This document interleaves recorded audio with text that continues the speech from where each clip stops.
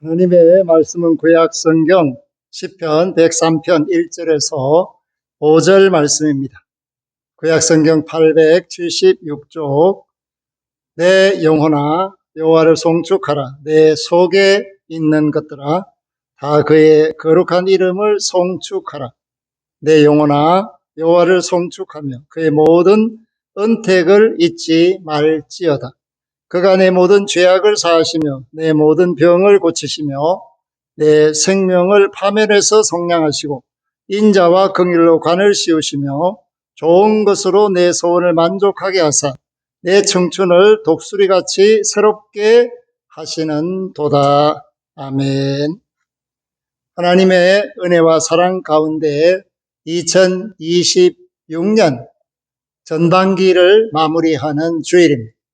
그래서 오늘 지금까지 보살펴 주시고 함께 하시며 위로해 주시고 또한 환난 가운데서도 소망을 갖게 하시고 범사에 감사할 수 있도록 때를 따라 도와주신 하나님께 영광을 돌리는 저와 여러분들이 기쁨으로 감사하는 믿음의 예배를 드릴 수 있기를 주의 이름으로 부탁하며 축복합니다. 사랑하는 성도 여러분, 우리는 하나님의 은혜를 잊지 말아야 합니다. 오늘 은혜 받은 사람들은 기쁨으로 세상을 살고 기쁨으로 세상을 사는 은혜의 사람들은 범사에 감사하는 믿음으로 세상의 소금과 빛의 역할을 감당합니다. 그렇기 때문에 오늘 내 영혼아 여호와를 송축하라 하는 이 송축하라 하는 말씀은 하나님께 감사로 노래 부르는 것을 의미합니다. 그러니까 세상적으로는 하나님께 감사하라 이렇게 표현해도 되고 노래 부르며 감사하라, 기쁨으로 감사하라, 즐거움으로 감사하라, 영원히 기뻐하며 감사하라 이렇게 다양한 해석을 할 수가 있습니다. 동시에 이렇게 감사하는 내 모습, 그것은 세상에서 보는 모습뿐만 아니라 사람들이 알지 못하는 진실한 내 마음 그리고 생각, 그 모든 것을 아시는 하나님 앞에 내 속에 있는 것들이 하나님께 감사하는 그러한 모습, 그 거룩한 이름을, 그 아버지의 이름을, 영화로운 이름을 노래하는 그런 삶을 살 것을 우리에게 말해주고 있습니다. 그렇다면 하나님이 베풀으신 은혜가 도대체 어떤 종류일까?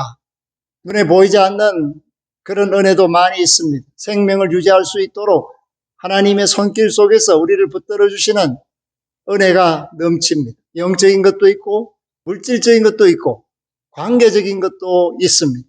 그런데 오늘 우리에게 그 은혜를 잊지 말라고 말하면서 구체적으로 어떤 것들이 있는가에 대하여 명백하게 말씀을 전하는 내용들이 3절과 4절, 5절에 나타나 있습니다. 첫 번째는 3절에 보면 그가 내 모든 죄악을 사하시며, 할렐루야, 하나님께서 우리의 죄악을 사하시기 위해 독생하신 하나님 우리 주 예수 그리스도를 이 땅에 보내시고 그가 십자가에서 모든 것을 다 이루게 하심으로 근본적으로 인간이 가지고 있던 욕심과 죄악이 소멸되는 은혜를 허락해 주셨다. 그래서 그가 내 모든 죄악을 사하셨다 하는 이 말은 죄로부터 구원을 허락하신 하나님, 그 하나님의 은혜에 감사할 수가 있어야 하며 당연히 기뻐하며 즐거워할 조건이 된다는 사실을 말해주고 있습니다. 동시에 우리는 코로나 팬데믹을 겪으면서 정말 인간이 연약하다는 사실을 깨달았습니다. 또한 일상의 삶 속에서 아플 수도 있고 병들 수도 있다는 것도 잘 알고 있습니다. 그런데 죄악을 사하신 그 은혜가 우리의 삶 전체의 은혜로, 사랑으로, 보살핌으로 나타난다. 그래서 두 번째가 뭐냐? 치유하셨다. 모든 병을 고치셨다. 우리 주 예수 그리스도가 이 땅에 오신 것도 모든 약한 것, 병든 것을 짊어지셔서 세상에 신음당하는 모든 병자들이 질고를 당하는 아픈 이들이 고침을 받게 하기 위해 오셨다.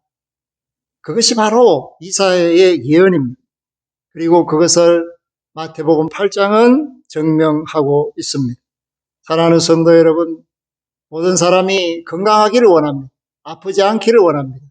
병들지 않기를 원하죠. 그러나 원하지 않는 것들이 종종 우리에게 닥치고 일어날 때 우리는 이 말씀을 기억하고 하나님께서 은혜를 베풀어 주실 때 내 질고가, 내 모든 고통이 해소되고 육신의 건강을 회복할 수 있다는 사실을 깨닫고 감사하는 믿음의 사람들이 될 수 있기를 바랍니다. 동시에 세 번째가 뭐냐? 4절에 보면 내 생명을 파멸해서 속량하시고 라고 말씀합니다. 우리가 일상의 삶 속에서 보호를 받고 있다는 사실을 구체적으로 말씀해 주고 있습니다. 우리는 순간적으로 생명을 잃을 수 있습니다. 그렇기 때문에 극한 환경 속에서 일하지 않아도 평범한 도로상에서도 얼마든지 그 생명이 위태한 경험을 하게 되고 또한 갑작스러운 땅 흔들림, 지진, 베네수엘라에 일어난 그런 7.2와 7.5 진도의 쌍둥이 재앙, 이러한 것들이 갑자기 다가오죠. 그래서 파멸이라는 것이 뭐냐? 우리가 감당할 수 없는 엄청난 충격, 그 속에서 우리를 건지시는데 죄의 값을 지불하신 그 하나님의 사랑이 또한 그 모든 값을 지불하신다. 내 생명값을 지불하시는 은혜가 하나님으로부터 주어졌다라는 것을 말을 합니다. 그리고 그것으로 끝이 아니라 하나님의 사랑이, 하나님의 위로가 넘쳐서 우리가 영광을 얻고 기쁨을 얻고 즐거움을 얻고 하나님 뜻을 이루어가는 믿음을 드러낼 수 있도록 관을 씌우신다, 그렇게 말씀합니다. 대관의 날, 왕으로 취임하는 날, 그러한 것이 왕에게 영광이듯이 우리가 하나님이 주시는 생명의 면류관을 얻게 되는 그날이 얼마나 기쁘고 즐거울까를 생각하시기를 바랍니다. 우리 가운데서도 지난 몇 달 동안 어렵고 힘든 경험을 하신 분들이 많이 있습니다.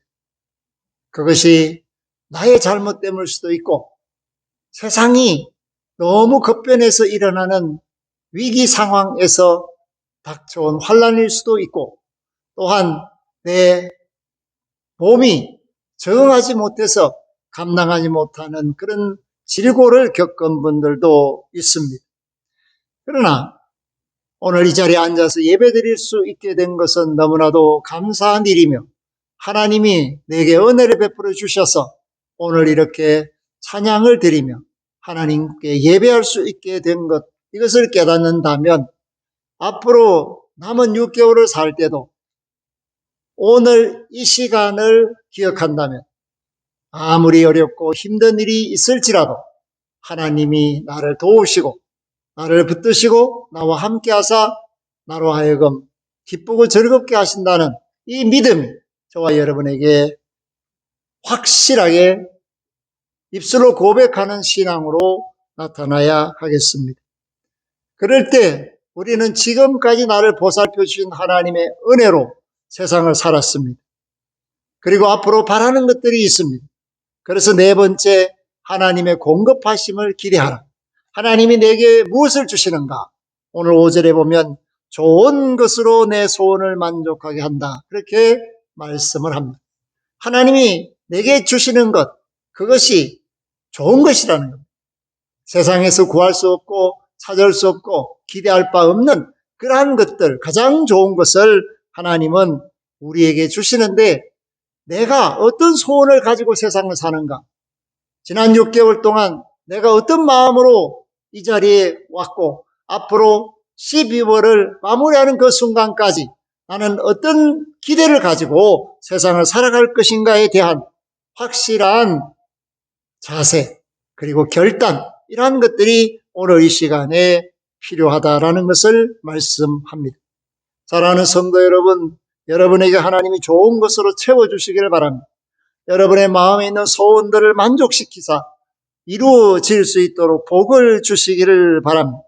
동시에 여러분의 영역이 강건해지기를 원합니다. 그러므로 5절 후반절에 내 청춘을 독수리같이 새롭게 하시는도다. 하나님은 독수리를 연단해서 새롭게 하시는 은혜를 우리에게 깨닫게 하고 있습니다. 독수리는 지치면, 늙어지면 부리가 약해지고 또 이 발톱이 약해지고 그래서 사냥할 수가 없고 날개의 깃털이 약해져서 날기가 어려워지는 그런 상태, 노쇠 상태에 다가갈 때 그는 스스로 자기의 그 부리를 돌에다가 부숴서 새로운 부리가 나게 하고 그 발톱을 부숴서 더 날카로운 발톱이 나게끔 아픔을 견디면서 그 고통 속에서 몸부림을 치면서 모든 깃털을 바꾸어 정말 새로 태어나서 장성해진 독수리처럼 활기 있게 창공을 가르며 사냥하는 그런 독수리로 거듭나게 하는 이런 특성이 있다라는 사실을 우리에게 말해주고 있습니다. 우리도 하나님 앞에 우리 자신을 더 새롭게, 멋지게, 아름답게 단련시켜야 합니다. 그래서 우리의 마음과 생각이 할 수 있게 하시는 하나님의 능력을 기대하게 하시고 또 우리 자신의 습관과 그 모든 것을 하나님의 은혜의 손길에 맡김으로써 하나님이 쓰시기에 합당한 강력한 그런 믿음의 사람으로 거듭나는 이런 일들이 계속적으로 우리의 삶을 주장해야 한다는 사실을 말해주고 있습니다. 그러므로 은혜 받은 저와 여러분들이 감사할 수밖에 없고 노래 부를 수밖에 없습니다. 우리에게 베푸신 이 은혜와 사랑은 세상이 기억할 수도 없고 감당할 수도 없기 때문에 베드로는 베드로전서 2장 9절에서 이렇게 말해주고 있습니다. 이런 은혜는 보통 사람이 받는 것이 아니다. 오직 하나님이 택하신 사람들이 받는 은혜이다. 그러므로 하나님의 택하신 사람들이 하나님께 어떤 감사로 영광을 돌려야 할 것인가?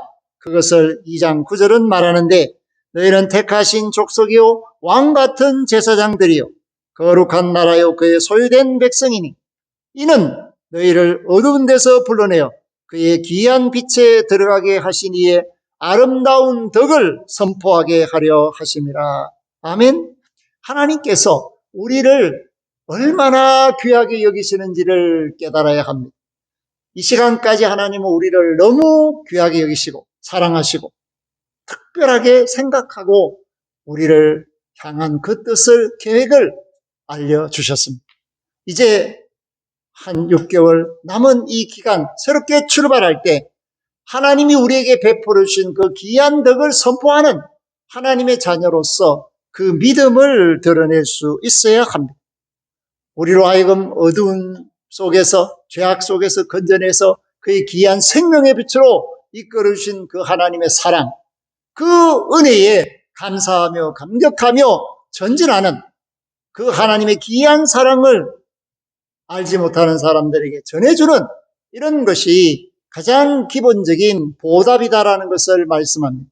그렇기 때문에 우리가 건강의 복을 받고 물질의 복을 받고 믿음의 복을 받고 가정의 복을 받고 범사의 복을 받을 때 항상 내게 주신 은혜에 하나님 영광을 드러낼 수 있는 감사를 일상의 삶 속에서 실천하는 그것이 바로 후반기 6개월에 우리에게 주신 과제라는 사실을 깨닫고 전반기 동안 그 일을 제대로 하지 못했다면 후회 없이 남은 시간을 주의 은총 가운데서 하나님의 영광을 위해서 살아가는 저와 여러분들이 될 수 있기를 주의 이름으로 부탁하며 축복합니다.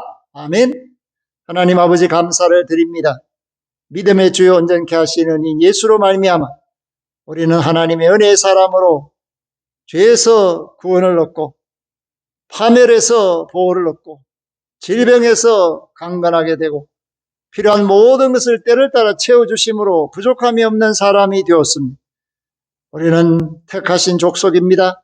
왕 같은 제사장들입니다. 그의 소유된 나라입니다. 아버지 하나님의 뜻을 깨닫고 감사하며 나아가는 믿음의 사람입니다. 하나님, 지난 6개월도 지켜주신 것처럼 앞으로 우리의 발걸음을 인도하사 귀한 하나님의 영광을 선포하는 믿음으로 6개월을 하나님의 뜻 가운데 승리하는 자로 살아가게 하옵소서. 예수 그리스도의 이름으로 감사 기도하옵나이다. 아멘. 지금은 주 예수 그리스도의 은혜와 하나님 아버지의 극진하신 사랑하심과 성령님의 교통하심, 2026년 전반기를 마감하고 후반기를 시작하는 믿음의 권속들 버린 무리 위에, 그 마음의 소원 위에, 구원받아 마땅한 천한 만민들 위에, 고통 속에 있는 자들 위에 영원토록 항상 함께 하시기를 축원하옵나이다. 아멘.